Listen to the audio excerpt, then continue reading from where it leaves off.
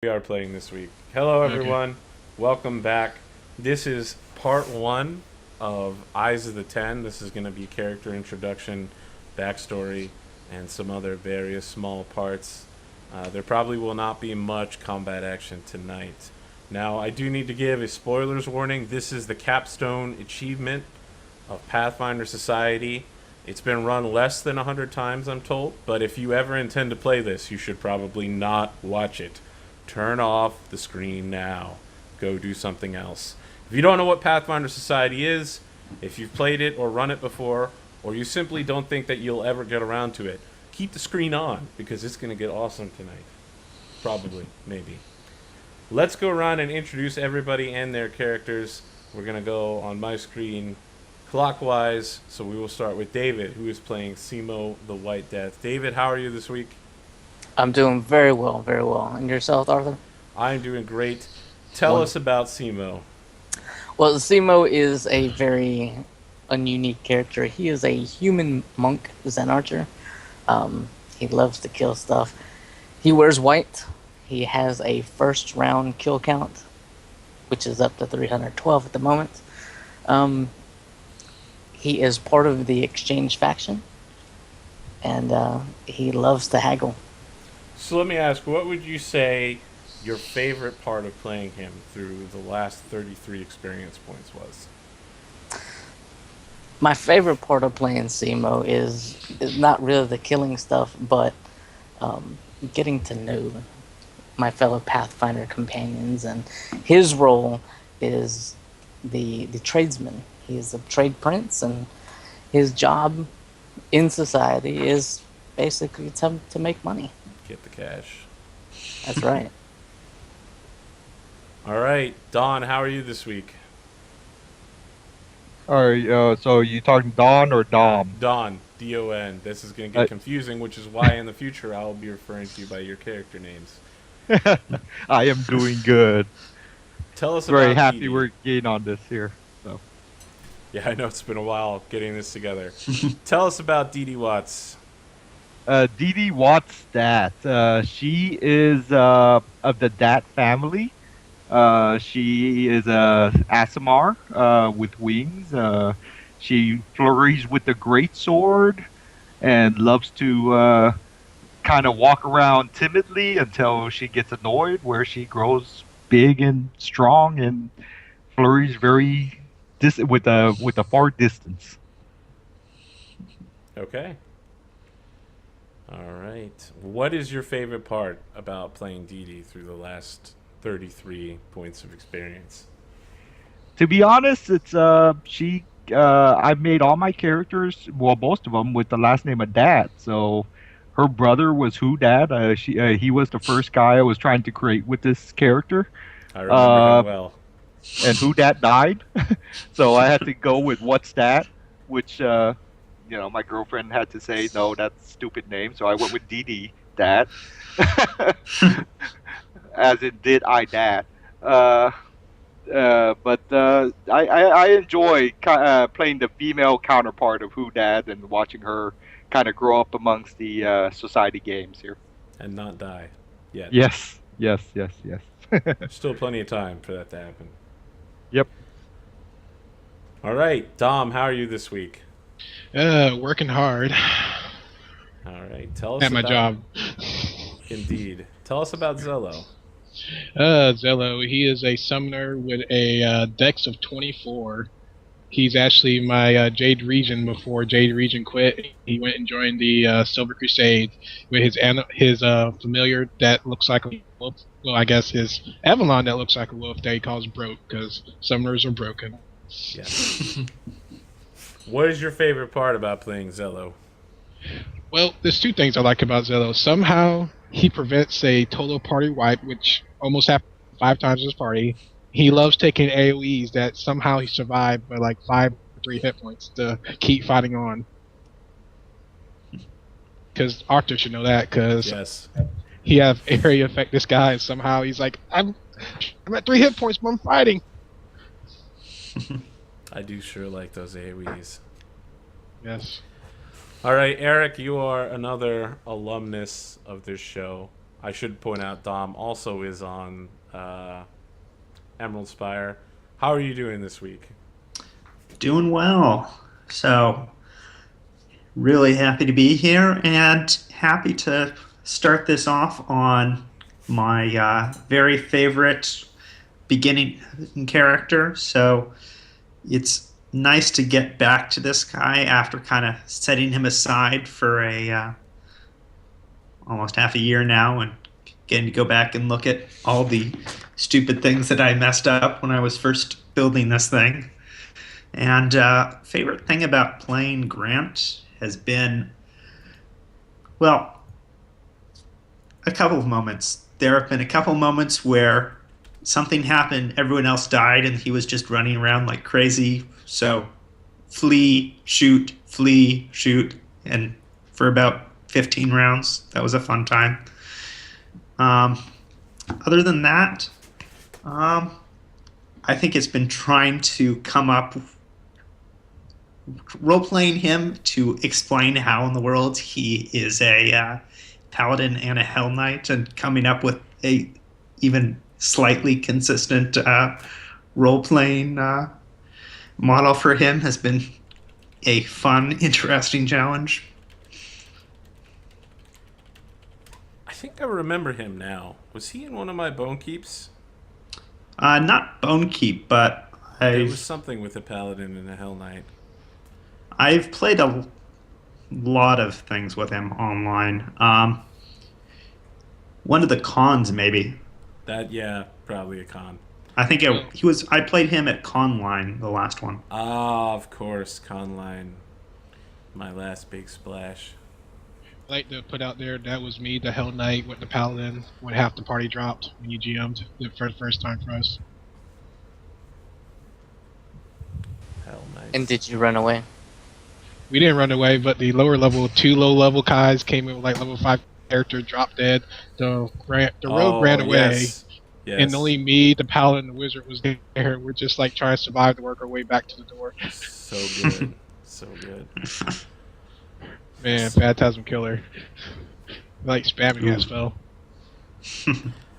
So joining us in the audience tonight is Jim, a regular watcher of our show, Jimtopia, who will also be joining us for part 4 of this due to the intricate dynamics of how this particular scenario works. If you're a Pathfinder Society member, you probably have some idea what I'm talking about when the party breaks partway through a scenario chain. But in this case, since there's nothing else to ever play after this scenario-wise, if your party abandons you, it's basically game over. We'll also be joined later by Carlos Clement, who is another regular online player and also got stuck with part 4. I don't know how this keeps happening. But let's get cracking here. I think the players are going to find that they have 2 handouts currently. We'll just give them a minute to look them over. I will zoom in for the audience. Hopefully you can read that. I understand it's going to be quite small.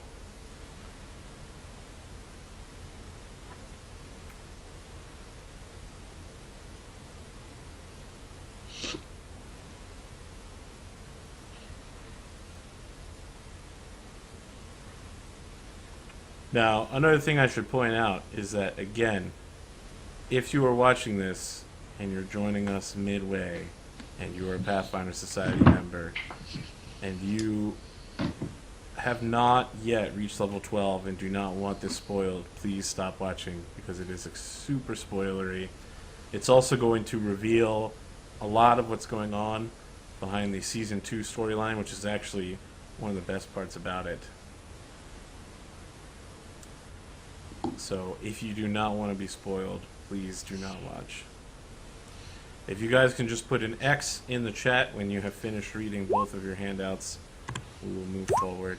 So these guys... Simu will thank the courier, give him a nice bow. I will graciously accept and help to escort this weapon back to its destination. Okay.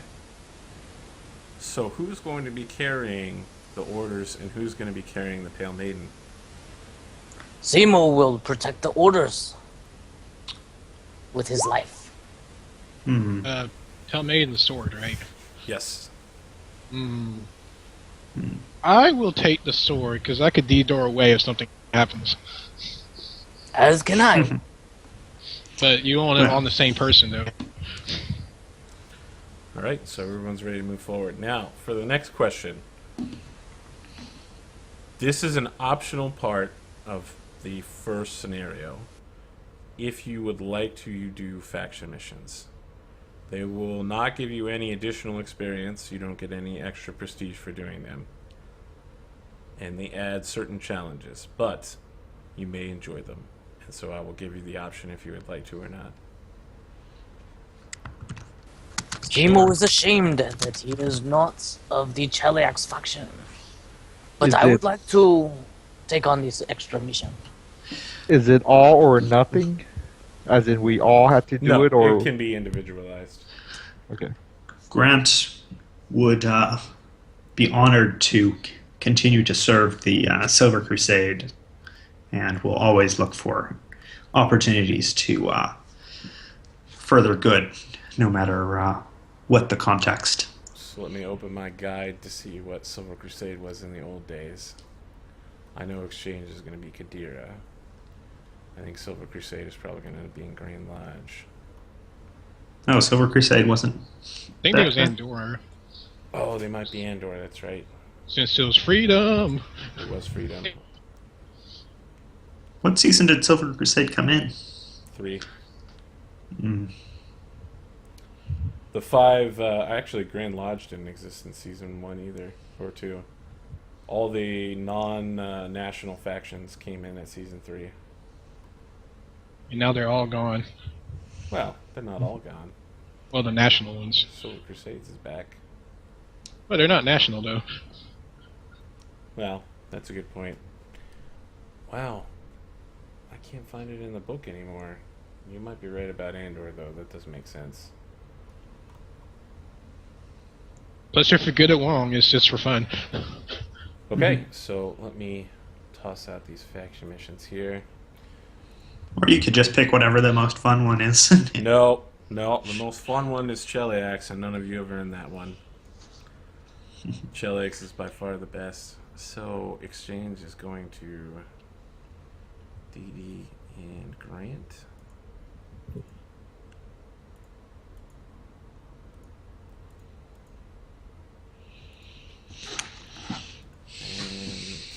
And Andor is going to Zello. I'm sorry, Exchange should not be Grant. Close that. Close it, Grant. I haven't opened anything. Excellent. I got that totally wrong. Simo. There we go. Zello and Grant. Now, for those of you who are new Pathfinder Society members, faction missions were something that they did in the old days, back when they actually mattered. They were super cool on occasion, but most of the time they're a total pain in the ass. These ones, however, are awesome. So we did decide who was going to carry the blade, right? Zello's carrying a blade. Okay. You guys can talk with your partner if you have any ideas what you guys would like to do with your mission. I know that they can be a little vague. It's also written very poorly.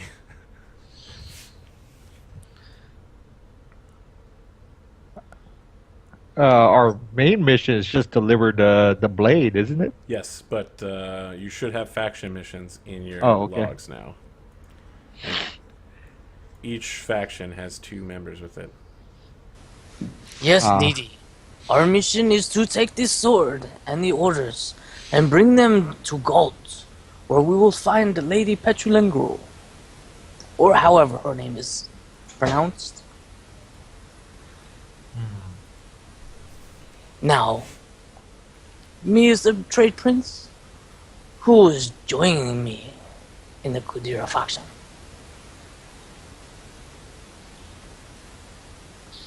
I think that would be DD.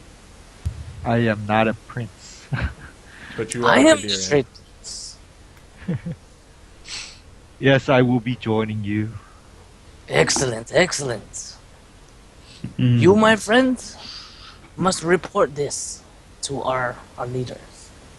Because I already know the answer, unfortunately. I look to my fellow Silver Crusader. Yes. How good are you at espionage? I am a paladin and a hell knight. Subterfuge is not a specialty of mine, to say the least. Hmm. So basically, you keep them talking, and I'll stay the shadows to deliver the secret message. Agreed. I am adept at speaking and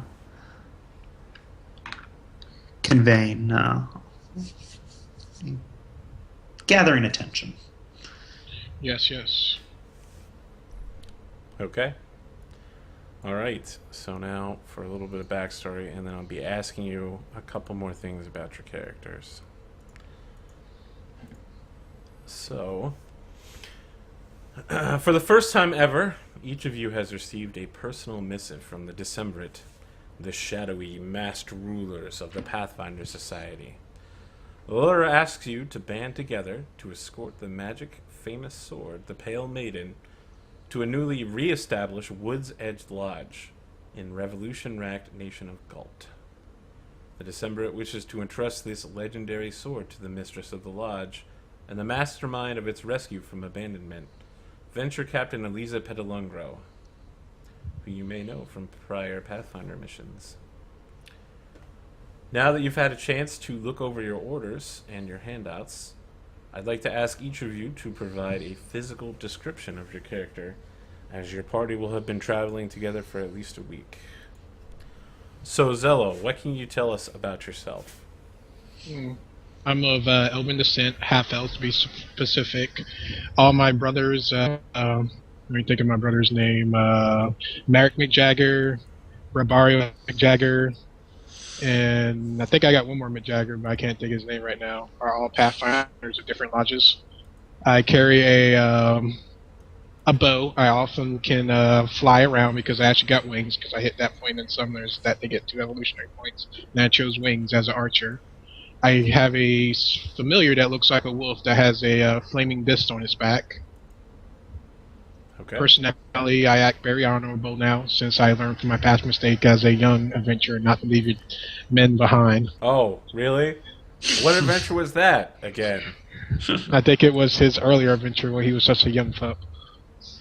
Not that I might be toxic and salty, that our summoner might have been on watch and decided to go off and sleep with the local villager, leaving us completely unprotected in the middle of the night. Not that I would harbor that. Yes, the gods have smiled upon me as I have spent my tour of duty in the war room, earning my ranks in the Silver Crusade as a man. Hoorah! Okay. Grant, what can you tell us about you physically? Physically, Grant is moderately tall. I'd say about 6'5". He has dark brown hair, but golden eyes, and most distinctively, he is wearing silvery full plate mithril with the distinctive Hell Knight armor, and there is the emblem of the Order of the God Claw emblazoned upon it. Okay. Simo, what can you tell us about you physically? Simo, from top to bottom, is a beautiful Asian man with no hair, but he has white eyes. And if you look, he always has this stone. It's a pale blue stone that surrounds his head. He proudly carries his wayfinder on him, right next to his bow. And why in the world? But he has these quivers all over his body. 2 on his legs, 2 on his back. For firing lots and lots of It arrows. is ridiculous that there is no literal limit on quivers that you can have in Pathfinder. Don't worry, I have 2 Yes. too. Yeah. Same here. Lots and lots of quivers. I have Simo this. does not wear armor, but all his clothes are white, just like his eyes.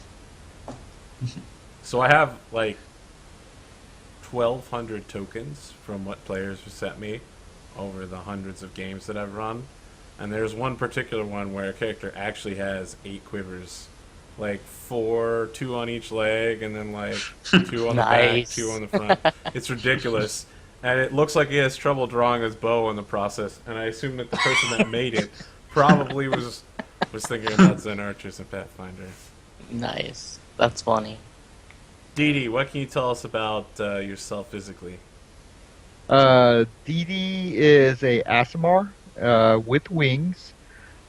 She stands about, I don't know, low 5s, 5'1", 5'2". Has a great sword that's about the same height as her right now. She is of Tian descent, Asian descent, and she wears really nice clothes on the outside, but you can see kind of like mummy wrappings in between that clothes underneath. So do you have the angel wings feet for Azamar? Yes. Excellent. Okay, so now we're prepared to move another step forward.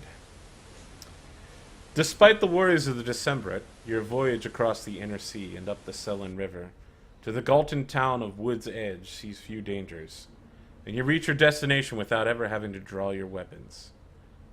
The whole nation of Galt remains in the thrall of a bloody revolution, and while signs of desperation, poverty, and even violence abound, none of it has prevented you from your mission. The Pale Maiden remains safe, and you have successfully completed your first direct task for the secretive inner circle of the Pathfinder Society. Sooner than you had expected, you find yourself standing on the outer stair of the Wood's Edge Lodge. Situated on immense grounds just outside the town proper, the luxurious manor house is marred by cracked plaster, missing windows, and rotting shingles. But a well-groomed topiary hints at a building coming back from a near-death encounter with the revolution and abandonment.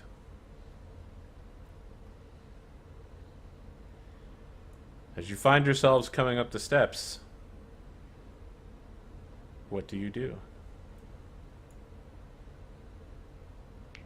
I would like to Seem- look around from above. Okay. Simo would like to look around from below.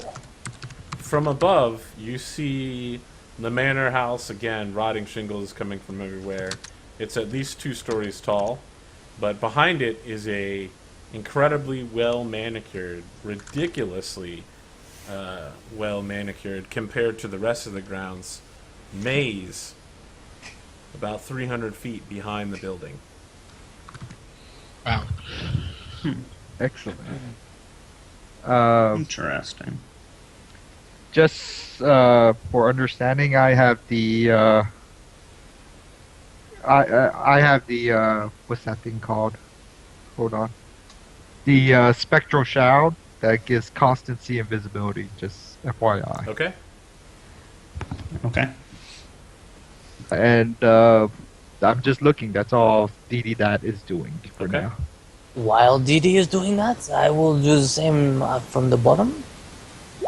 And I will proceed to the doors and Alright. Grant will also proceed as he moves forward. Alright. I'm getting a lot of static coming from someone. I'm not sure who it is. It was whoever just turned off their mic. The huge doors of the Wood's Edge Lodge open with a slow creak. A tall, bulky figure takes form in the gloom within, emerging into the sunlight with a gap-toothed smile and a bushy blonde beard. It's your old venture captain from Absalom, Adral Hestrom. The huge man chuckles with a belly laugh at the sight of you. Ha ha ha ha! I was wondering who they would send. The 10 chose wisely, of course. You did receive your orders to come here from the Decemvirate themselves, didn't you? The servants are clucking that you bear the Pale Maiden. Is it true? May I wield the blade? Yes, Adriel, I have the orders. I let him hold the blade. He takes the sword out of its sheath and kind of slashes it about a bit and says, "Ha! They won't tell me why we've been called here, but it's obvious that the Pale Maiden is just a cover story. I've been studying up on the 10. I think I'm about to be promoted into their ranks. It was only a matter of time. My guess is that you're here to represent my efforts as a venture captain. I've no doubt that you'll make a very convincing argument for my promotion." Smile. "Things will change between us if this happens. You've always been honest, dependable agents for me, so I'm telling you while I still can. After it happens, we'll all be sworn to utter secrecy, for the identities of the 10 are the most treasured secrets of the Pathfinder Society. For now, though, I want you to know that I trust you implicitly, and I hope that you trust me. Once I've been made one of the 10, even if we can no longer discuss it openly, I want you to know that I will always do right by you." He then sheathes the Pale Maiden and hands it back to Zello. Thank you, sir. I kind of weigh it. It's like, this is a very nice sword. As I put it in my, what's the name of it? Quiver. One of the quivers. Quiver number 2. There we go. You put your sword into quivers. Well, might as well, because I have it full of arrows and random stuff I need. I see. If I need it, I can pull it out quickly, but I'm usually a bow user. Okay. Admiral Hestrom gestures for you to join him inside the lodge. Grant So- will walk inside. Okay. So before Dee Dee will pull out her wand before landing and pop a mage armor on herself. Okay. Didi, do you not trust our venture captain? He has No, led us through many battles.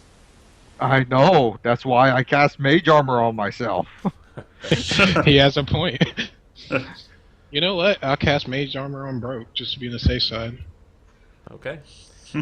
Admiral Are you Hestrom really? leads you inside the Wood's Edge Lodge. The filigreed front doors open into a spacious great room, with an enormous fireplace on the opposite wall. Elegant, upholstered chairs and couches are scattered about the chamber, presenting an inviting, luxurious atmosphere, as if the whole place had been designed for fashionable lounging. A sweeping stair beside the fireplace leads to the balcony of the mansion's second floor, which looked down upon the room as if it were a stage. A scuffed and oddly stained red carpet runs down the center of the stair, showing that work yet remains to restore the Wood's Edge Lodge to its former glory. Some elements, like the threadbare stuffed owlbear in one corner, hint at more past than future. But they are things that are coming along. Adral leads you to the west, behind I think that's west. Let me double check, because you know Paizo, they love to have non-compassed maps where the compass points the wrong way. I think that's west. Anyway, Adral leads you to the west through a fine wooden door and into a wooden paneled corridor with fresh-smelling onions and simmering meat stew. Adril, please lead us to Lady Petulengo. Of course, my friends. He leads you to a meeting room down here. It's like Sons of Anarchy. Like literally like Sons of Anarchy. You know, the secret room with the giant thing in the middle of the table.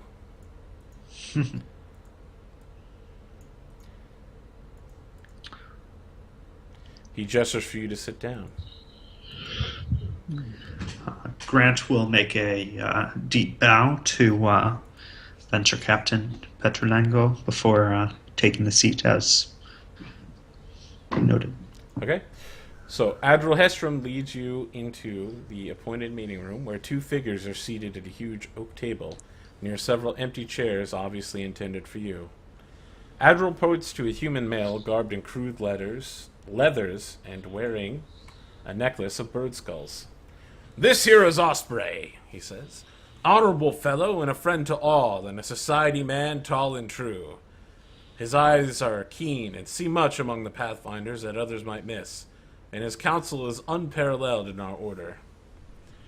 Adril turns to a gorgeous, red-haired woman sitting at the head of the table, her pale face a marble bust of confidence and control. "And this," his cheeks taking on a touch of red and his mouth curving into a lecherous grin, "is Venture Captain Eliza Petalungro, the Lady of the Lodge." Eliza greets you warmly and welcomes you into her home in Woods Edge, sharing her pleasure that the Decemvirate would take notice of her efforts to restore the lodge to its glory. She is eager to know of your identities and asks you to identify yourself. Lady Petrolengro, I am Simo, and here are the orders that brought us here. I thank you for your hospitality. She says, "I see. Have we worked together in the past?" I do not remember if we've worked together, as I have done many missions. "I see. Let me ask then, has anyone worked with her in the past? I know she only shows up in like 3 scenarios. Was that list that you sent us previously? No, that was for a different reason. Okay. I don't recall. Okay. I don't recall either. Yeah. Me neither. She is not in that many scenarios. I apologize to her. I've been spending too much time in the warden room on tours. Eliza says, "Now, where is the Pale Maiden?" May I make a sense motive check just to make sure everybody is on the legitimate right now? So, let me ask what the purpose is. Are you making a sense motive check to get a hunch about someone, or are you trying to see if someone here is lying? I am trying to. I've been in missions before where people might not be who they say they are, and seeing the fact that I've seen Adriel, I've met Osprey, but I have never met Elisa. So she might be sweating. She might be something that maybe she's not who they think she is. Okay. All right. So just a sense motive. There you go. Okay. So you get the idea that she's kind of no nonsense, pretty highly motivated. She's very happy to have the sword. But she does seem to keep glancing at Osprey. It looks like they're, eyebrowing at each other. It seems like they're sharing some sort of secret communication with each other. I kind of give Osprey the stink eye because I've been on missions that he sent it out on, and those are death traps. I see. So will you hand her the Pale Maiden? Elisa, why, if I may be so bold to ask, tell us, why is this Pale Maiden so important to you? Well, the Pale Maiden was once wielded by Dervin Guest, who founded this lodge, and indeed, this is where the Pathfinder Society was born. This very room was the original Grand Hall. Interesting, And so much history. Will you, and what will you do with the Pale Maiden? Well, we'll place it in the armory to display for all the guests who come here. Ah, wonderful. And the armory is here? Yes. Ah, interesting. Good. May I go and see said armory to make sure it's up to specs? She holds her hand out for the sword. Well, Grant will turn and it's like, "Simo, do not our orders instruct us to hunt it over? Why do you delay?" Well, our orders was to protect it and make sure we hand it over in where it belongs. And I believe that, just making sure that the armory is up to specs is not a bad request, is it?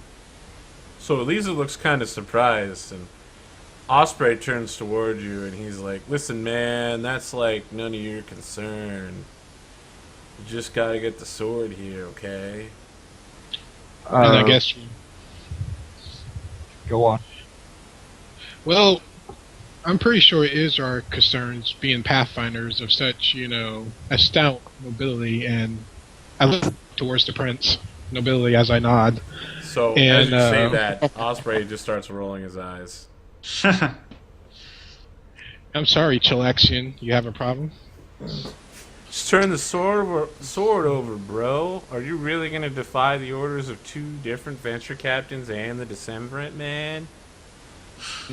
Dee Dee, I trust that she is who she is. Okay, I bring out the sword and kind of tossed it into that, like, how badasses throw swords at each other? Yeah. Yeah, kind of, here you go, bro. So Eliza reacts at extremely high speeds and catches it in the midair.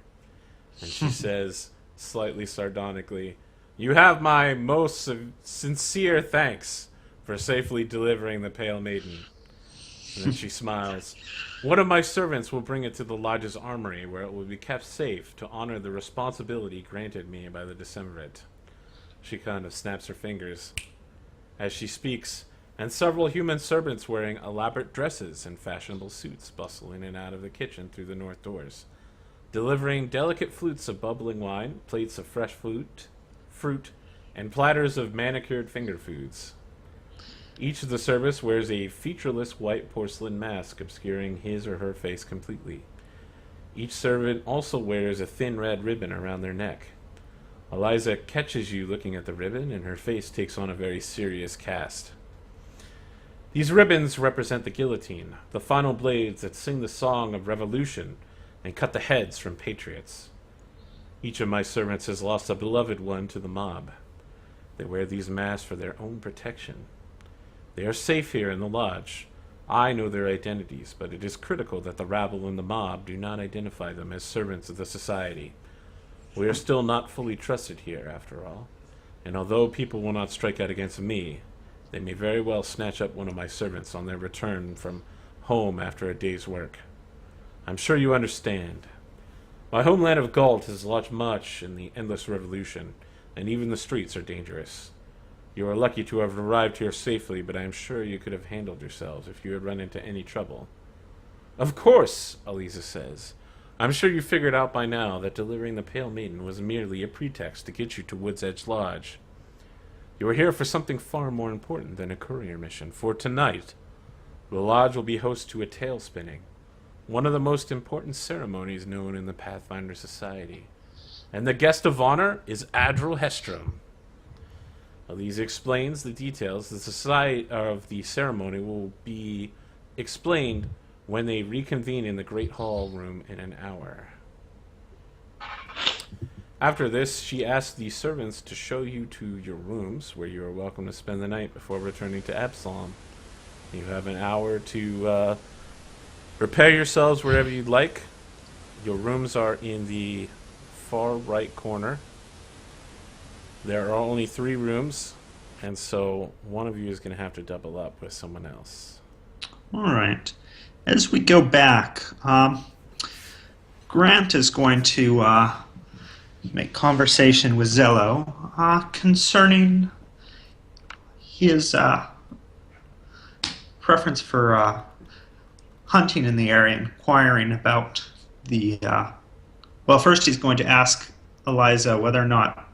So Grant is an avid hunter, and he inquires whether there's any good forests in the area. He mentions that he is a avid lover of the sport of falconry. Ah, yes. I know much about that sport, as I bring out my bow. So let me see here. Oh, so it's target practice. Mm-hmm. Yes, this bow was my father's bow. His bow before his.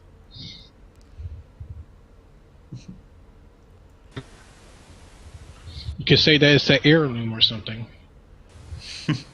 Lady Petrolengro, before you leave, I wish to ask one question. Okay. How are your guards? My gourds. Your guards. No, they're very competent. Lady Petulengro, Yes? may I inquire on how these servants were to come and go from this lodge? Maybe there's a underground passageway or so around here. She glances toward Osprey and says, there could be an underground passageway underneath here. I'm told that there is something called the Low Highway in the area. Oh, Now, uh, as to your questions about hunting, I'm afraid that I do not hunt very often, and I am not sure that the woods here are safe. In fact, I would ask that you do not go into the maze around back. Oh. Yes, that is another thing. This maze. May I venture around it? It would be very difficult for you to venture around. May I inquire its history? We You did may not. notice it was. Okay. Very well, ma'am. this low highway you speak of, is it something that us senior Pathfinder members could possibly just take a look at and know in case we might end up in trouble back here one day and need to make a quick escape? She says, I'm not certain where the Low Highway might be. If Well, you're searching for underground tunnels, perhaps the best place to look is underground. and none of these servants might know. It might behoove them to be moving underground to hide their identity. Perhaps, if you're looking to speak with the servants, you can find them in the servants' quarters. Yes, yes. I would like to speak with them Me as about well. the hunting area around here. So, the servants' quarters are located over here. They're the 3 rooms on the right. You guys get the 3 rooms on the left. Okay. Unlike you guys, I will go take a break in my room. Well, I will walk with Zello. We'll chat about the various hunting things as we go. Okay. Yes. And I would knock on the door of one of the servants' room when I Again, I get Simo, closer. that's a servants' room over there. You guys get the left-hand rooms. Oh, sorry about that. Yeah. I guess we have to go to the next level real quick. Okay, so Dee Dee, you're knocking on a servants' room? yes. Okay, so you open the door after someone says to come in. There's 2 or 3 women with face masks on. They say, yes, what is it? I apologize for intruding, but I was told that you are quite familiar with this area. Is that true? I suppose so. I've lived here all my life, and she looks to the other 2 servants with her, and they both kind of shrug. Um, if I may inquire, there's local folklore of a certain underground passageway that people might be using. Is that something that you might know about? They all are like, oh, yes, of course, you mean the Low Highway. Uh, Everyone knows about the Low Highway. And may I inquire if one of you might be able to show me? I'm not from this Everyone area. starts laughing. They're like, show you. It's folklore. I don't know that it really exists, but if it did, it is surely a place of horrible death. They say I that the do- Low Highway connects to the Darklands. Oh, really? Can I do a sense motive just to see if any of them are Okay. lying? Well, they're wearing masks, but Oh, well, through their okay, body from language, their voice, yeah. they're all very, they think you're having a laugh with them. Okay. They're Oh, convinced that the Low Highway isn't a real thing. Well, surely somebody in the town might think that it's a real thing. Is there any rumors to anybody that actually believes that in this town? Somebody's shrug their perpetuating the shoulders. rumor. They're like, it's a simple piece of folklore. You hear it when you go to a tavern, or as you Ah, might hear about rats in New York City in real life. so maybe I need to go to a tavern soon. Well, Thank you. remember, Dee Dee, we must return to our obligations within an hour. Of course. I don't plan to go now. Maybe after the ceremony. Yes, indeed. Grant will go up to one of the other rooms Okay. and knock. Well, that's Elisa Petalungo's room, so Oh, no one oops. answers. Well, I will go to that one there. Okay. You knock on the door. Someone says that it's all right to come in. You see 4 men in various states of either getting dressed or undressed. And one of them answers you and says, yes, what can I do for you? My apologies, good sirs. My companion and I were interested in investigating some of the hunting in the area. I'm wondering if any of you had any particular familiarity.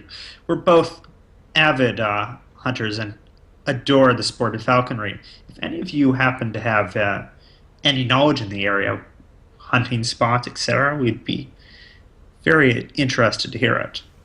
They're all looking at each other and they're just like, hunting? I'm afraid that I don't know anyone that does that in their free time. Perhaps Andaleus. The rest of us were far too busy to do some frivolous weekend-long activity like hunting. Oh, yes. Yes. Well, you said Andaleus might. Do you know where I might be able to find him? Oh, well, I have not seen him for a few days. He's a handsome, strapping lad who joined us about a month ago, always boasting about various things, but it's been some time since he's come into work. Well, that is a shame. Oh, thank you for your time, good sirs. Okay. He shuts the door in your face. Okay. I guess we should ask the other 2 servants to see if they've seen Adaeus, because we want to go hunting or learn about the local game. I guess we knock on this door down here. Yeah, Okay. we'll just try the last one. All right. Inside is a very large man who's like, "What? What do you want?" Oh, my apologies, good sir. We were interested in finding about the hunting in the area, and we were informed a Mr. Andaleus might be able to assist us in that. Do you know where we might be able to find him? It's not Mr. Andaleus, it's regular Andaleus. And he hasn't been into work for some time. If you see him, make sure to punch him in the face. I'm covering his shift today. Got you. In the face. Well, if you need us to deliver this punch personally, do you know where we might be able to find him? I just told you, I don't know where he is. Otherwise, I'd be out there punching him in the face personally. Oh, Very well. very well. Well, I will Okay. let you be then. Let's ask the ladies down here, I guess. I knock. Okay. One of the ladies opens the door and is like, "This is the ladies' quarters. Go away." No. We just want some advice. Have you seen Adaeus around? They close 'Cause the we- door in your face. Damn. Okay. Well then, Dun dun dun. denied. All right. I call the well, other ladies in my life. in that case, I will First world go problems. back and repair to my room. Back to the Dee Dee kitchen. and Grant sharing a room, eh? Okay. I hit to the kitchen. You head He's to got the kitchen. lots of charisma. Yeah. Okay. Do I see any servants around there? There is a servant in the kitchen currently tending to the spice soup. Sorry to bother you, good sir, but have you heard of what happened to Aeolitus. She's been missing for the last couple days, and I just want to know about the local game around here. He says, of course, Andreas. It's been about 3 days since I've seen him. You know, you probably shouldn't go around saying his name everywhere. I mean, if someone were to overhear it, he might be in some serious trouble back in town. We do try to keep our identities secret, after all. Oh, good point. Do you know anybody else that might know about the local game? The local game, sir? We The are at hunt. the edge of the woods, but I don't know anyone here that hunts. Hmm.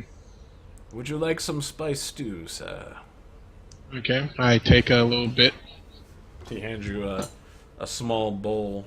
The stew is like super spice. Someone just like dropped a whole bunch of paprika on the top. Yeah, I give it to Broke. Enjoy. He's like, I'm sorry, sir. I'm afraid I'll have to ask you to leave your pets outside the kitchen. Broke says, I'm not a pet. I'm just as intelligent as you. I'm terribly sorry, sir, but I'm afraid that your fur will get into all of the cooking here.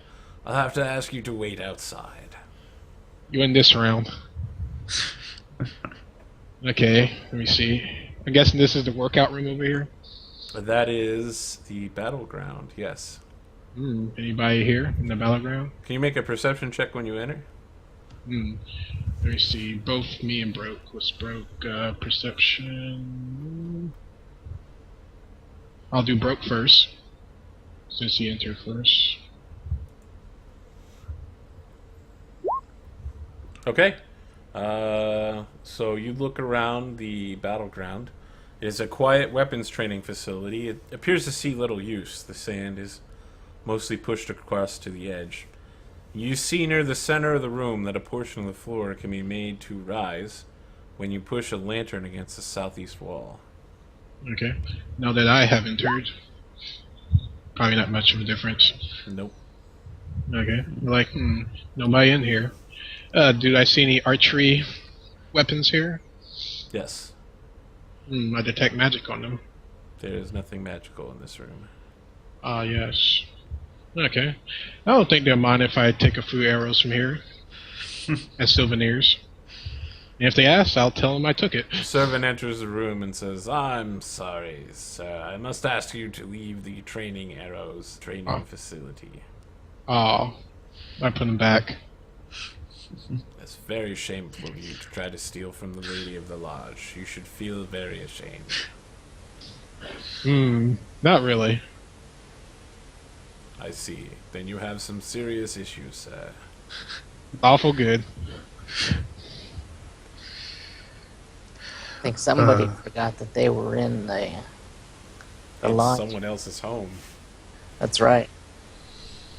Who so graciously gave us a room Seems to like stay. Grant is going to need to keep a close eye on his fellow Silver Crusader, and he might not have fully imbibed the virtues of our mission yet. So who are you doubling up with, Cello?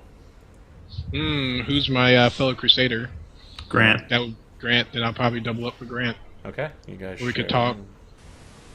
I tell him, don't worry. Brook doesn't need a bid. He'll disappear back to his plane at the end of the night. Nice sleep. Okay. So about 15 minutes before we're supposed to head back down, I will come out of my room Okay. and survey the area around the lodge. Okay. You survey the area around the lodge. It's woods, the edge of woods, and there's Okay. a giant maze behind the lodge. Do we know where this ceremony is to take place? Yes, in the Great Hall. And where's that? The very first area you entered in, right here. Oh, okay. That room? Okay. Okay. And when I am finished, I will retire to the Great Hall. So, Okay. when we have shortly about to begin, Grant will rise, speak to Zello. Let us go forth. It always pays to be early to such things. Yes. Can I, just before I go into there, just because there's a lot of Pathfinders such as Adriel and Osprey who have sent me off into all sorts of fun adventures. I recast Mage Armor. Okay. Yeah, my mage armor should be up on broke still. Yeah, it should last the rest of the rest of the hour for this small ceremony. Okay. So about an hour after you guys enter your rooms, servants come and bring you down to where Eliza, Osprey, and Admiral Hestrom are waiting, where a squad of masked servants pass out wine, selected Galton cheeses, and for those not familiar with Pathfinder, Galt is France, so vive la revolution. There's also thinly cut venison and poached axbeak eggs, which smell of sulfur, but taste delightful. The venture captains mill about, making light conversation, until Osprey ascends the central stair to the upper halls, addressing everyone in the great room from his vantage point up here, behind a podium. Whatever, fellow agents of the Pathfinder Society, Osprey says from the balcony overlooking the great room. I deliver a message from, the Decemvirate. Long have the 10 observed the exploits of Venture Captain Admiral Hestrom. Time and again, he has served the Society well, from his adventures in the Mwangi Expanse to the many activities conducted by agents under his guidance. Osprey's voice pauses for a moment, and he leers out at you. His high brow casts a dark eye into the shadow, giving him an ominous visage. He gestures to you and your companions. This is where you come in. For tonight, we celebrate the tail-spinning ceremony, and our ritual begins with each of you standing where I stand and regaling us with the story of your greatest victory as a field agent of the Society. We stand tonight to examine the achievements of Venture Captain Admiral Hestrom and, your victories speak to his capabilities as a leader or whatever, and his judgment in selecting agents for important missions. We have heard from each of you. It will be Admiral's turn. After that, we shall know the way of things, and the future will hold for Admiral Hestrom and perhaps all of you, or whatever. Now, who would like to go first?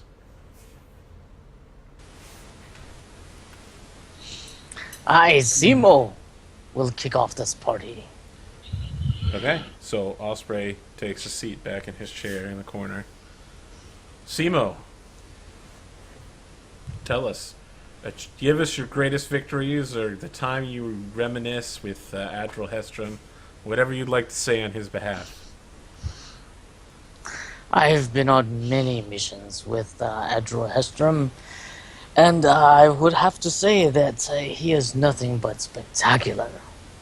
He has been an excellent leader and venture captain, leading us through many, many adventures and victories. You can't forget the victories. Because who are we if we don't win? We are losers. Admiral, For we are the champions, my friends. Admiral gives you a huge thumbs up and is smiling. Do you have anything else to add?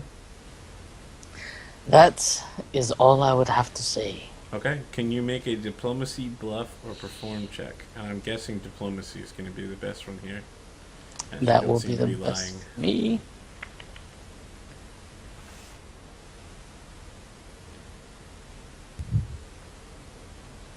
Uh,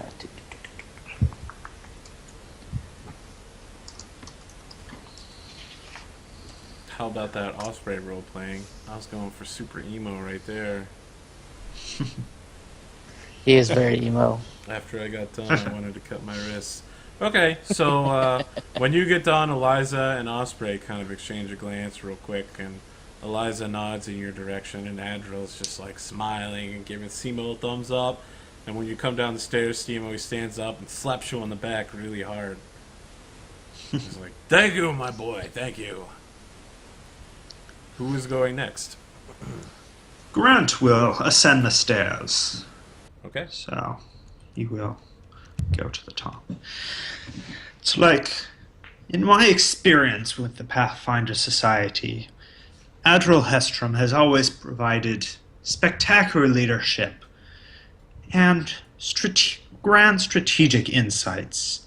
I can recall on many occasions where he has provided exactly the mixture of Pathfinder Society agents necessary to complete even the most dangerous of missions. Why, I recall on one occasion where I was sent with a team of crack agents to investigate a insidious cult. We attended a dinner by the cult, and when we discovered that one of our party had the grand insight to discover that the food was drugged or poisoned. When we refused to eat the food, suddenly every single member of the cult decided to attack us at once. With our grand strategic insight, one of our members cast a spell of darkness upon the entire room. Fortunately, all of the members of our party had the good fortune to be able to see in the dark, while those other individuals could not.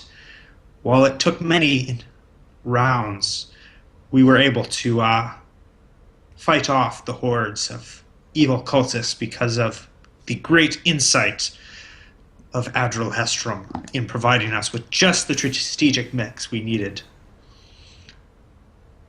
Okay. Can you make a diplomacy check? All I right. believe I can. So Eliza and Osprey both seem extremely impressed with your story. And when you come down, there's like tears in Admiral Hestrom's eyes, and he's like, I can't believe someone else would recognize my strategic genius. I make all these great plans, and everyone always tells me that I don't give them enough information, or I send them to their deaths, or whatever. Thank you. Thank you, Grant.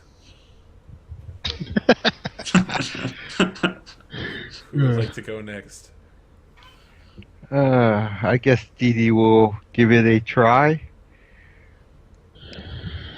Well, what can I say about Adriel?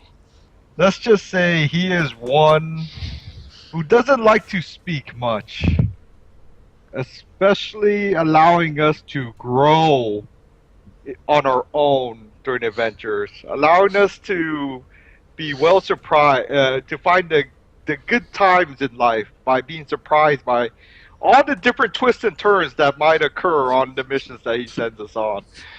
It is, I have found my life less boring going on missions from him. I am proud to call him a boss and a man that I will follow probably to my death. Okay, make a diplomacy check.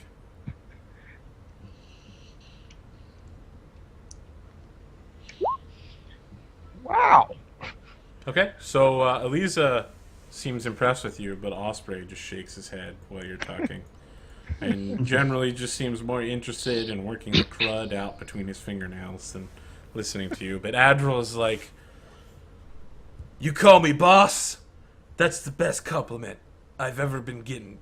Just literally the best compliment ever. And there's tears still coming from his eyes. Mm-hmm. Okay, Zello, Okay. your last Okay.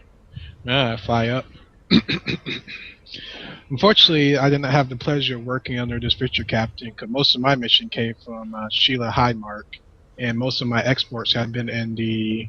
Everyone looks at each other and they're like, Sheila Highmark, she's not venture captain. Oh yeah, she actually did some missions for me. But I have done missions under her. Everyone's just confused because this is season 1 and venture Oh, captain yeah. Sheila Highmark doesn't exist yet. She's still honored of the society, Highmark. Okay, Honor of the Society Highmark have sent me on missions. But she has speak highly of this venture captain and wishes him great luck in the future. Okay. As I went on missions with her for recovering the pieces of the Shattered Star, my party members and I have completed 3 of the 7. We have seen horrible things, even a Quiplar Lord. Everyone looks at each other and they're just like, what is a shattered star? That doesn't exist yet either. That's the chronicles I have on this character. Okay, so make a diplomacy check. Let's say I did the time warp again. I guess a bluff check since it doesn't exist. Okay, so everyone's so confused that they have no idea what's going on, but Osprey just kind of stands and slow claps for you for a little while, and Admiral just like, I don't know what you're talking about, son, but it sounded good. I'm sorry. Okay? Paradox. So that is where we're going to end for the night, which is perfect because that's exactly where I wanted to end, and it's time to end. All good things. So we will be back next Thursday at some later time than 7 o'clock. We'll find out. How are you guys enjoying the adventure so far? Pretty good. I'm Excellent. interested to see how it goes. Definitely Yeah. different. It is a little different. It's about to get a lot more different. I'm just stretching To out say on the the couch. least. This couch is so comfortable. So again, please join us next Thursday or the Thursday after Thanksgiving and Thursdays in the future for more Eyes of the Ten. Have a good night, everybody. Have a good night. Good night, people. Good night, all.